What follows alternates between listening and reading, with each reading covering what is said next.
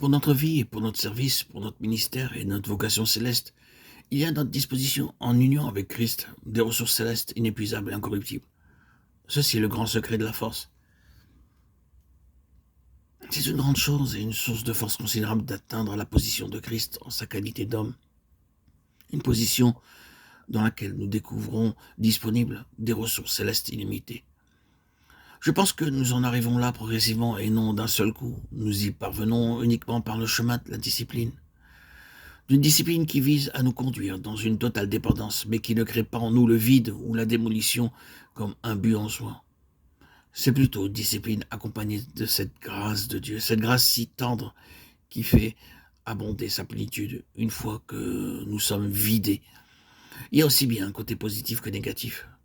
Dieu ne prend pas goût et n'attend rien des choses négatives comme étant le but ultime, mais quand il brise et quand il vide, il accomplit quelque chose du côté positif qui nous remplit d'émerveillement et à chaque fois, nous ne pouvons que dire cela vient du Seigneur et pas de nous-mêmes.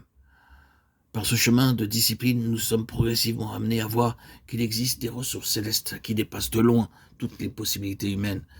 Et ces ressources-là sont réellement agissantes. C'est cela qui constitue la spiritualité. C'est cela qui fait qu'une vie ou un service soit spirituel.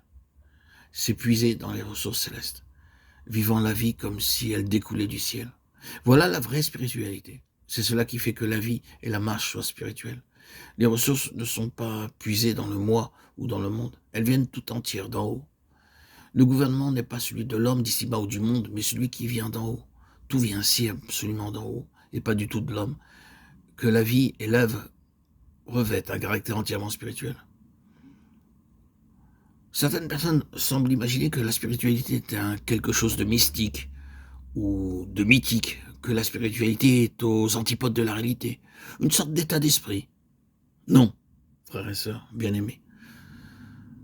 La spiritualité n'est pas avant tout un état d'esprit.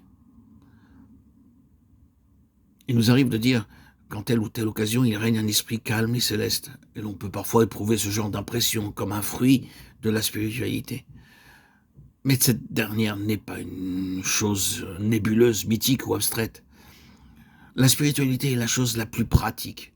Lorsque des hommes ou des femmes sont appelés par Dieu dans un champ ou une parcelle de l'œuvre de Dieu, et qu'en face de la tâche, de la demande, sont conscients au dernier degré qu'ils n'ont ni aptitude, ni puissance, ni ressources pour accomplir ce ministère, que par eux-mêmes, la chose leur est totalement impossible, que d'essayer de le faire serait une pure folie et une absurdité complète, et que dans pareilles circonstances, ils réalisent qu'ils ont un Christ vivant dans lequel se trouvent des ressources plus que suffisantes pour pallier la demande, et que se saisissant de lui par la foi, ils s'attaquent à ce ministère conscient de la toute-suffisance. C'est cela la spiritualité.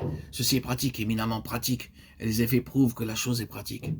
Et c'est de cette manière-là que se font les choses célestes.